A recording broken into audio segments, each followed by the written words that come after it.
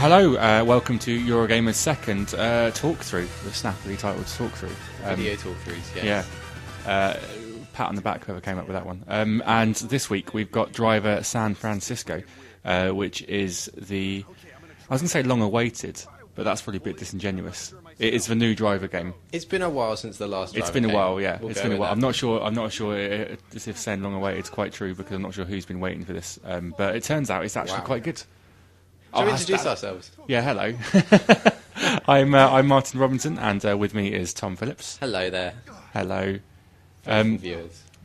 But anyway, sorry, that might have come across a bit mean to Driver, but I think it's fair to say that no one's been really. They've been a bit sceptical. Yeah. Because this, we're seeing it right now, the shift mechanic.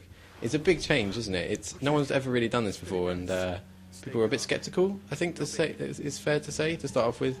Which is fair enough, because to be frank, the shift mechanic is bloody nuts. It makes very little sense, but it works really nicely. For purposes of brevity, we've kind of cut through all the story stuff. Try and explain it to you, but you'd end up just getting confused. Basically, you're John Tanner, you're in a coma, and then this happens. So you're now able to travel from vehicle to vehicle, sort of by an out-of-body experience, flying around the world, jumping out of the car, as we saw just then. Yeah, just touch of a button and you can go in and out. What you just saw there was the red mist, which is Driver's not particularly elegant way of locking off parts of the city. But they become unlocked later on. Yeah, they become unlocked later on. It's kind of like the Animus in Assassin's Creed, in that every so often just can't do it. Exactly. Although in Assassin's Creed they blame it on the fact that you haven't got the memories yet. Although all of that is, probably equally logically a little bit unsound, but Yeah, Ubisoft do seem to have an amazing sideline, or not a sideline. It just seems to be their thing. Their trademark is comatose stars. This is true. You've got to give them respect. It's something that no one else does, or at least does anywhere near as well. I can't confirm, but I think in the next Rayman game, he's going to be comatose. Fantastic. Beyond Good and Evil 2, I heard, is all pages coma dream. Yeah. Oh, Ubisoft, Just Dance 4, I think, is again is from a coma. You just have to lie perfectly still for as long as possible to the sound of Black Eyed Peas. Yeah, and so here we are. This is quite early on in the game, but this is when Driver starts giving you a bit of beef, puts you behind the wheel of a Ford GT. First for the series, it's got licensed cars, which I think works really well, especially when you've got cars like this. That was intentional. Okay. Yeah. I love the tyre smoke. Yeah, tyre smoke's amazing in this game. It's kind of really important to have in a game which is all about like tail out driving, and Driver's handling, very much like the first Driver, is all about just getting your back end out. And that sounds a bit rude. It does sound a bit rude if you're going to read it that way. But yeah, so to feed into that, you've got a nice bit of visual feedback, which is just loads and loads and loads and loads of tyre smoke. And a really nice looking game, actually. Is that sort of 60 frames per second? It does stay to a steady 60 frames per second. I'm not sure if our video capture kit's quite doing it justice. But yeah, it sticks to 60 frames per second. I mean, you can obviously see some of the detail in the world's not quite where you'd see it in other games, but that's all. It's just all just been sacrificed to keep the frame rate solid, and it works really well.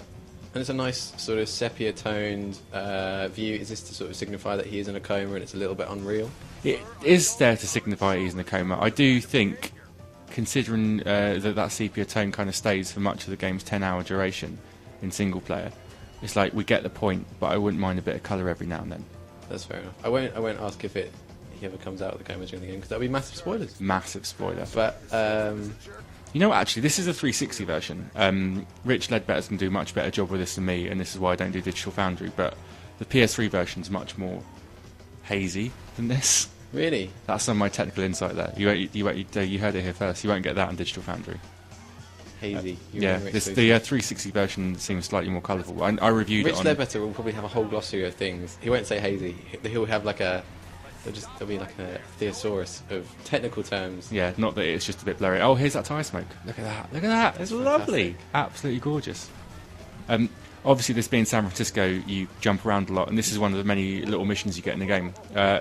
In that instance, you've just got to jump 10 metres. This is kind of running you through a few of the objectives you can get in it.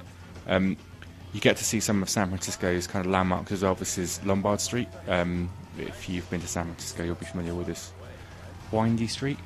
So is it accurate depiction of San Francisco? It's kind of like a weird imagined San Francisco, which has all the landmarks, but cuts out all the boring bits in between. Well, I suppose if Tanner had been to San Francisco, then he would probably remember the landmarks and might forget the boring bits in between. Maybe. I think that's a very good excuse for what we've got here. I'm not sure if that's quite the intention. Maybe it was. I'm sure Ubisoft meant that all along. Yeah, I'm sure they did. Bless them. Here's a point-to-point checkpoint race, kind of standard stuff that you'd expect in a racing game. But Driver does do a lot more above and beyond this kind of stuff, which I'm sure we'll get a look at in a second. This was kind of my main concern. I played the demo, I'm sure a lot of people have, and it did. I mean, apart from the fact that the shift thing just seemed a little bit weird to get into. Wow. Yeah, I meant to do that, obviously. I was worried a bit about the variety of the gameplay, but you say there's a large number of different missions. It's really weird, because I've played a demo, and maybe it's because, with the benefit of having played the whole game, I just can't see. There's a lot of negativity around the demo, like loads of negativity around the demo. And I don't quite see why everyone's so upset by it. I mean, having played the whole game, it offers a lot more than what the demo offers. You get loads more variety of missions and stuff, but it's a demo. You don't expect to. I'm not sure what dismayed people so much now. I know the handling's a bit different than what you might have experienced in the first Driver, but this is some years on. In terms of this is a 360 game, PS3 game, and that was a PlayStation 1 game, and racing games have moved on a lot, and this is doing some really cool stuff. And I actually think this is the best Driver game I've played. Not saying much, seeing the first one's the only really standout good one, but this is as good as for me as the first one.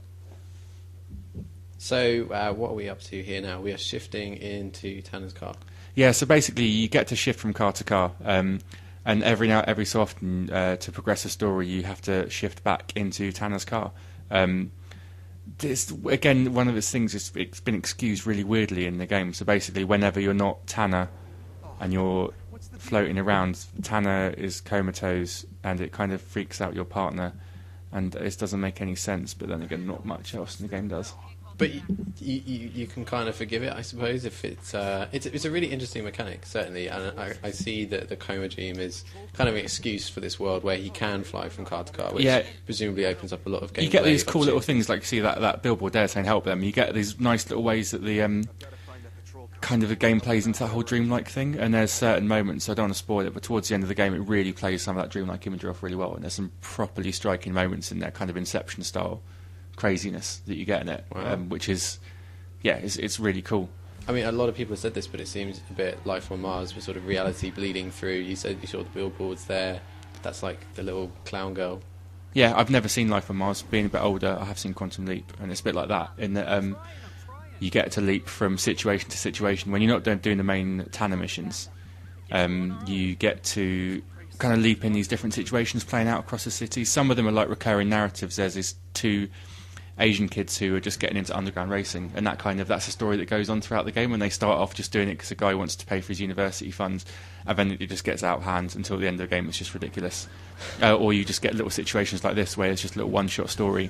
You just jump into it, and then you just jump into it and then just help out this little situation here, which is just standard open world racing stuff. You just got to knock the crap out of that car until it stops driving. I really like the sort of in-game conversation mechanic thing. You know what I'm talking about? At the top of the screen, the two little people chatting there with their heads on screen. Yeah, it's really nice. The CG in this game is really pretty, and it looks really good. But it's been nicely seeded into the rest of the stuff. One of the examples being you get the little voices, little heads, even talking heads at the top of the screen, which kind of bridges that gap between the CG and the actual game itself. So what's going on with there's some red lines coming out of that car? That's just basically a nice little bit of visual feedback to let you know that that's the car you're chasing. Okay. There you go, obviously jumping over a car transporter, because it would be criminal of me not to do that. In one of the multiplayer modes, you get to race around behind, there's one car you've all got to chase, and every trailing car's got to try and stay in those red lights as long as possible, which when you've got like 8-9 cars trying to vie for that same little bit of tarmac, it gets pretty boisterous. But yeah, so this is one of many, many examples of the kind of things you can expect to see in San Francisco. Like, obviously, this is standard stuff you've all seen. You've all played a game where you've just got to smash the crap out of another car. But there's much more on offer in Driver San Francisco than just this. It does do other stuff. Now that's how to catch a felon. Hot Pursuit 101. Taken down. It's quite like Burnout. It is, actually, because it reminds me, Driver San Francisco reminds me much more of Burnout Paradise City than any other game. Which is weird, because from my recollections of other Driver games, they weren't like that. They were more story-based, more mission-based. This is just like you've just got one big city, and there's loads of stuff to do in it. And so it's more freeform in that way. You're getting to see a little bit of that in here, but as the game opens up and as the game progresses, basically every street corner has a challenge or a dare on it. And you just kind of, it just opens up, so it's more just about the driving than about the actual story itself. I mean, the story's cool, but it's quite easy just to get lost in the city and all the different things you can do in it. Fantastic. How long did the game take? I know you completed it, so... About 10 hours, I think, for single player. That's doing a fair amount of the missions, I suppose. Yeah, and that's getting every so often just dicking around in the other cars. So yeah, you could take much longer than that. You can take probably a couple of hours off that if you're just going to steam through the actual main story mode.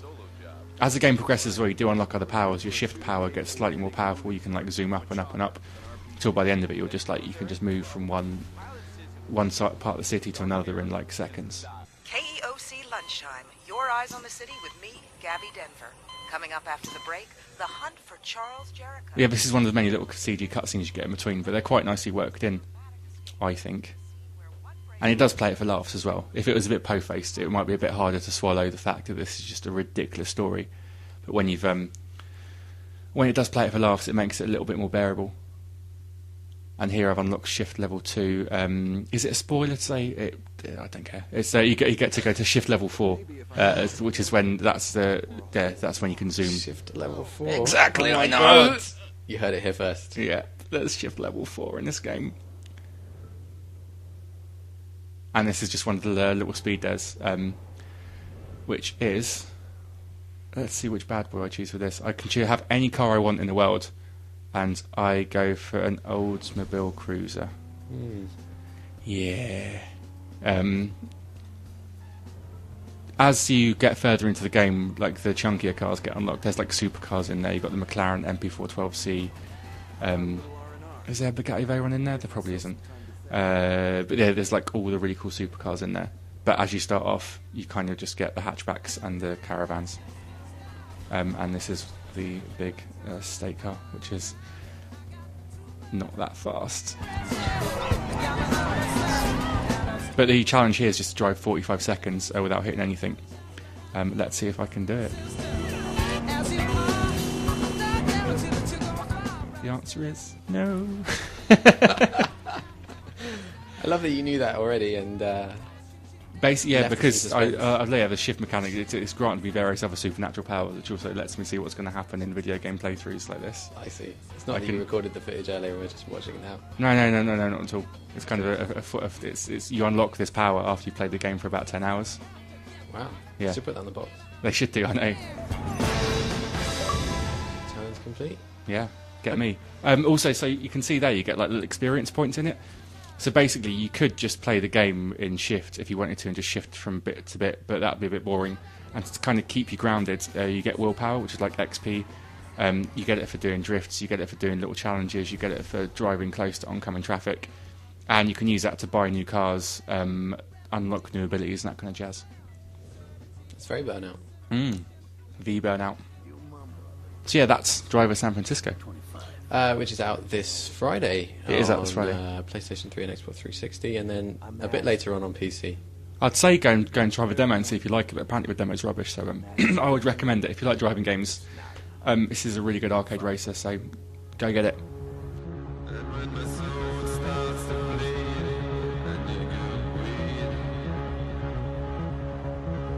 The future